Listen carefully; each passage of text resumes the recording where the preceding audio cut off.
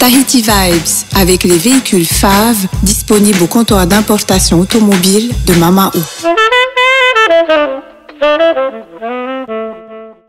Yaorana et Maeva sur ITFM, chers auditeurs, dans votre émission qui s'appelle Tahiti Vibes.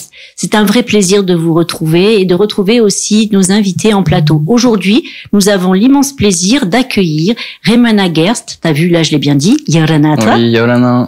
Alors, on te connaît plus, on va dire, sous ton nom d'artiste, qui est Fiverr. On va revenir là-dessus rapidement ensuite. Et puis, tu as ton nouveau morceau qui s'appelle Wahiri Yao Yao. Voilà, qu'on peut entendre sur les ondes de d'ITFM. Alors toi, tu as un parcours quand même atypique, on va dire. Tu es un jeune homme, tu as 29 ans, tu as déjà de l'expérience, tu es multicarte. Il y a quelque chose dont tu m'as dit qui m'a interpellée, parce que c'est une source d'inspiration pour toi, c'est les voyages. Raconte-moi un petit peu. Oui, les voyages, en fait, j'ai 29 ans, mais j'ai passé peut-être 8 ans hors du territoire. Et mon premier voyage, ça a été à 21 ans. Où je partais en Nouvelle-Zélande pour un voyage vacances-travail. Ça durait 1 an. Et là-bas, j'ai travaillé, j'ai appris l'anglais. Et c'est ça aussi qui me permet de faire des musiques en anglais aujourd'hui. Et voilà, ça a vraiment été des déclics, plein de nouvelles choses, un nouveau début. Et ensuite, j'ai enchaîné. Donc, ouais. Alors, tu disais en fait que les voyages sont une source d'inspiration, parce qu'il faut préciser une chose importante. Tu es auteur et compositeur de tes propres productions. En quoi, justement, qu'est-ce que tu retires de ces voyages? Là, tu parles de la Nouvelle-Zélande, tu as fait d'autres pays. Qu'est-ce que c'est que tu retires justement de ces voyages et qui t'inspire? C'est l'humain, c'est les paysages, c'est quoi? Je pense que ça doit être le fait d'être à l'étranger et de découvrir de nouvelles personnes, d'avoir un nouveau cadre de vie, et vraiment de laisser d'un coup sec ce qu'on avait avant, quoi. D'arriver d'une ville à une autre et refaire tout, quoi. Recommencer à zéro. Voilà. C'est ça qui t'intéresse dans les voyages? Ouais, beaucoup. Ouais. Ça a beaucoup été des voyages qui ont duré plus d'1 an, quoi. D'accord. Tu es allé où en dehors de la Nouvelle-Zélande? J'ai fait la France pendant 4 ans et Amsterdam aussi. D'accord. Pays-Bas. Alors justement, quand on voyage, comme tu dis, c'est un peu un renouveau, un départ à zéro. Mais est-ce que c'est ça qui t'a amené à la musique, ou la musique était déjà présente dans ta vie? En fait, elle était toujours présente. Mon frère même, il animait à Montréal dans les hôtels et tout. La bringue, même les musiques dans la voiture, tout ça, ça m'a toujours captivé beaucoup. J'ai toujours écouté beaucoup de musique aussi. Chanter de temps en temps, même j'avais composé quelques musiques à l'époque avec mon kamaka, mais jamais vraiment en me disant je vais en faire quelque chose, quoi. C'était juste pour le fun. Ouais, voilà, le fun. Et qu'est-ce que c'est qui a été le déclic alors, justement? Ça a été la France à un moment, au bout de 4 ans. J'étais dans un petit village, c'était Fontainebleau, pas loin de Paris. Et là, je commençais à vraiment tourner en rond et à me dire qu'en France, voilà, malgré que j'avais les diplômes, que je pouvais avoir du bon boulot, je voyais vraiment pas mon avenir là-bas, quoi. Et c'est là où je me suis dit, allez, tac, j'ai commencé à faire une musique que j'ai composée. J'ai fait écouter autour de moi, et ils m'ont dit, ouais, c'est cool, quoi. Et là, je me suis dit, allez, je peux faire quelque chose aussi. Au moins, ça m'intéresse, ça me plaît, donc je vais essayer de faire quelque chose de plus, de pousser un peu le truc, quoi. Tu as des artistes qui t'inspirent aussi? Ouais, c'est quoi la culture musicale que tu as? Beaucoup de rap. Tupac, déjà, à la base, quand j'étais plus jeune, c'était beaucoup Tupac. Même si je comprenais pas l'anglais, mais justement, c'était ce qui m'a donné envie de voyager, quoi. C'était d'apprendre. Voilà, c'est ça. Au moins, je me disais, je vais pas l'anglais, je vais écouter ce qu'ils disent et je vais apprendre encore plus. Et dans tes influences, alors, en dehors du rap et de Tupac, il y a des artistes comme ça qui te viennent à l'esprit, soit pour le côté musical, soit pour le côté, on va dire, auteur? Ouais, après, c'est les grands artistes, ceux qui sont connus souvent aux États-Unis quand même, ou les anciens artistes de France qui ont laissé des musiques qui restent. Comme qui? Tu as des Francis Cabrel, par exemple. Voilà. Ou alors là, si tu me prends, c'est sûr, par les sentiments. Francis, il nous écoutera pas, mais au cas où, on lui fait une spéciale dédicace. Voilà, c'est des musiques comme ça et c'est des rythmiques qui restent, en fait. Et c'est plus ça qui m'inspire, c'est d'écouter cette rythmique, la personne qui l'a trouvé forcément et ce que ça dégage et tout, quoi. Après, au niveau de l'écriture elle-même, tu procèdes comment? Par exemple, ton dernier morceau, ça on va rester sur l'actualité, ton dernier morceau, quel a été le point de départ? Je parle de l'écriture des paroles, hein, pas forcément de la musique. Comment c'est venu? Ben, en fait, souvent j'écoute la musique. Celle-là, j'ai écouté la musique en repeat, quoi, plusieurs fois. Et après, au bout d'un moment, il y a une petite mélodie quand même qui s'est dessinée dans ma tête, que j'ai pu chantonner. Et ensuite, j'ai commencé à la chantonner au micro pour pouvoir enregistrer ça, quoi. Et quand j'avais le son, la petite mélodie, j'ai essayé de trouver aussi des endroits où je vais envoyer le refrain, où ça va coller quelque chose qui se répète un peu, une rythmique. Et c'est là où j'ai trouvé le refrain, quoi. Et le thème de la chanson elle-même? Tu y racontes quoi dans cette chanson? Parce que ceux qui parlent pas tahitien, du coup, ils vont forcément apprécier ton morceau, mais c'est intéressant de savoir un petit peu quel est le thème. Qu'est-ce que tu abordes? Déjà, Wahiriyo Ya Oe, ça veut dire je t'aime en tahitien. Et du coup, voilà, c'est beaucoup de l'amour et de la gratitude. Énormément de gratitude. Je parle de la nature. Quand je dis one point located, c'est comme si, j'arrive à Tahiti, je suis sur ce point du monde, quoi. Et tout va bien, tout est top. Et justement, quand est-ce que tu es satisfait de ta création? Qu'est-ce que c'est où tu te dis, ah ouais, là c'est bon, je tiens le morceau? Ouais, je sais pas, moi je suis jamais vraiment complètement satisfait. C'est sûr que à la fin d'un morceau, il y a des fois où je me dis, waouh, boum, j'aime bien, quoi. Je vais le chanter et je vais me dire c'est top. Et ça se peut que le lendemain ou 3 jours après, je la réécoute, je la chante. Et je suis plus dedans, quoi. Enfin, du coup, c'est assez compliqué, mais pour moi, quand une musique est bien faite, c'est quand déjà les paroles, tout ce que je dis, ça représente vraiment ce que je pense. Il n'y a pas des moments où je me dis, ouais, j'ai écrit ça, mais est-ce que je le vaux vraiment ou est-ce que je le pense vraiment? Quand tout est en accord et que la mélodie est top, ouais, là, c'est bon. Là, tu te dis que c'est OK. Ouais.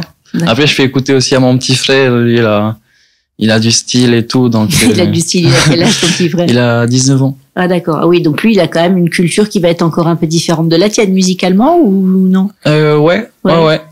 Mais ce que j'aime bien, c'est que, voilà, il écoute beaucoup d'artistes, de nouvelles artistes, quoi, que ça soit international ou même d'ici.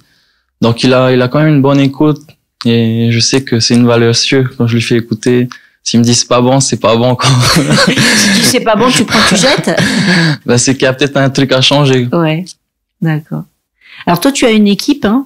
T'es bien entouré de ce que tu me disais? Ouais, quand même. Enfin, je travaille avec de bonnes personnes. Voilà, parce que tu as aussi une autre activité à côté qui est le mannequinat. Donc, tu es déjà, on va dire, un habitué de la photo, de la lumière, de la musique. Et quand on voit ton dernier clip qui est vraiment très très beau, hein, vraiment. Merci. Ça c'est la création d'un clip. C'est quelque chose où tu es très impliqué. Ou alors tu fais confiance et tu délègues un petit peu? Moi, je suis énormément impliqué. Je crois que c'est un peu mon problème aussi. C'est que je veux un peu tout faire. C'est limite même mon coiffage, je veux le faire moi. Je veux pas que ça soit la coiffeuse. C'est que des détails comme ça, mais voilà. Et c'est pourquoi? Ça te rassure? Parce que tu vas être dans le contrôle ou parce que t'es pas forcément je crois que c'est beaucoup de contrôle. Beaucoup de contrôle et on n'est jamais plus satisfait que par soi-même. Souvent, là, il y a eu des défilés même où il y avait les habilleuses et tout, mais ça m'embêtait qu'elles viennent alors que je pouvais le faire plus facilement, quoi. Enfin, il y a des choses comme ça où je préfère le faire moi. Il y a des choses où ça fait toujours du bien quand c'est quelqu'un d'autre qui le fait. Alors, pour la petite histoire, parce que je trouvais que, comme je suis originaire de Toulouse, même ça fait longtemps maintenant que je suis ici, donc tu as participé à l'élection de Mister France. Oui. C'est ça? Tu représentais Toulouse, parce que c'était l'année où il y avait rien sur Tahiti. Exactement. Et tu as fini premier dauphin. Premier dauphin. Ouais. Alors ça apporte quoi comme expérience en tant qu'artiste? Est-ce que c'est un monde à part pour toi, ou est-ce que c'est un monde qui vient un peu dans celui de la musique et qui te permet d'acquérir, je sais pas, des compétences ou un savoir-faire? Bonne question. Ça fait un peu question piège pour moi aussi. Pas du tout. Détends-toi. Parce que en fait, le truc, c'est que j'ai fait l'élection. Ouais. Avant de vraiment me lancer en tant qu'artiste, quoi. Du coup, ça a été un peu dans l'autre sens, quoi. Ouais. Ça a plutôt été le fait d'aller sur scène, de me montrer, d'être en compétition et de voilà, d'être face à un public Ouais. qui m'a donné envie de garder ça et par la musique, voilà, c'est ce que je souhaite faire aussi. Ça t'a permis de tester, en fait. Ouais, De connaître ce Exact. sentiment-là. Du coup, le mannequinat aujourd'hui dans ta vie, ça prend un peu de place ou c'est vraiment la musique? Ben, le mannequinat, c'est quand même quelque chose qui me plaît énormément. Malheureusement, à Tahiti, voilà, il n'y a pas énormément de grosses sociétés. Du coup, c'est des budgets pour la communication, c'est pas aussi important qu'en France ou dans les autres pays. Mais du coup, j'ai pu avoir de bons contrats. Et c'est ce qui me permet aussi de vouloir encore continuer. Tu t'autofinances? Comme ça? C'est toi qui t'autofinances ou tu arrives à être un peu produit sur tes musiques, tes clips? Parce que tout ça, ça coûte de l'argent, forcément. Ouais, pour l'instant, c'est beaucoup de l'autofinancement. Ouais. Ouais. D'accord. Alors, là, tu as ce morceau qui tourne et qui a reçu vraiment un accueil positif. T'as de très bons retours sur toutes les radios. Aujourd'hui, c'est quoi l'étape d'après pour toi? Bah, c'est un autre single. Ah, pour quand? Ben, en fait, la musique est prête. Ça va et être là, sur tu un t'arraches style, les cheveux pour les paroles, non? Non, pas du tout. Là, en plus, c'est une musique que je fais en français. D'accord. Les paroles, elles sont faites. La musique, elle est enregistrée. Elle est prête à être masterisée pour être balancée sur l'antenne. Le truc, voilà, c'est que ça va être un style différent. Donc, ça va être pour les auditeurs aussi quelque chose de nouveau, quoi. Enfin, par rapport à la première musique, où c'est un style vachement pop avec des instrumentales un peu très modernes. Là, on va partir sur quelque chose de plus acoustique et dans une vibe en plus en français, quoi. Donc, c'est bien. Il faut de voir aussi comment le public réagit avec cette musique. Ouais. Et du coup, toi, tu es dans cette dynamique d'avoir un panel de styles. Tu veux pas t'enfermer dans un style, c'est vraiment un souhait? Ouais, carrément. D'accord. Carrément. Bah, c'est bien. Parce que oui, plus il y a de styles, plus on peut, enfin, j'ai jamais aimé être enfermé, quoi. Et ça risque de m'enfermer dans quelque chose qui me plaira peut-être pas par la suite. Alors toi, la suite, tu la vois comment? Tu vas faire des concerts? C'est quoi la suite pour toi? Bah, j'aimerais bien me représenter. D'ailleurs, là, il y a un événement privé qui se fait au Coco Beach à Montréal, où c'est T-Unit qui va animer. Et j'aurai ma partie où je vais chanter mon morceau, quoi. Donc tu vas te confronter pour ça va être vraiment une première avec ma musique et un public. Ouais, surtout que là c'est spécifique que de chanter en plein air, en fait, hein. Ouais, on n'a pas forcément la même acoustique. Ce que j'aime bien par contre, c'est que voilà, il y aura des personnes, il y aura le cadre de Montréal et moi je suis de Montréal de base. Du coup ça va, voilà, c'est parfait, quoi. Eh ben écoute, c'est très bien. Est-ce qu'on a fait le tour de la question de tout ça, ou est-ce qu'il y a des choses dont on n'a pas parlé que tu voudrais dire à nos auditeurs? À part de t'écouter, d'aller sur YouTube, t'as une page Facebook. Ouais, carrément. Ben, j'ai mes réseaux sociaux. Raymana Gerst, The Artist Fiverr. Sinon, sur YouTube, là, j'aime bien parce qu'il y a, les vues commencent à monter avec mon clip. Donc, c'est The Artist Fiverr aussi. Et voilà, à la radio, faut rester attentif. Si vous écoutez Fiverr, ben c'est moi, quoi. Ben oui. Ben écoute, on est très heureux de t'avoir reçu sur ITFM et de t'avoir laissé justement le temps d'expliquer un petit peu ton parcours. On te souhaite beaucoup de succès. On donne donc rendez-vous aux auditeurs, comme tu l'as dit, sur ta page Facebook, sur YouTube.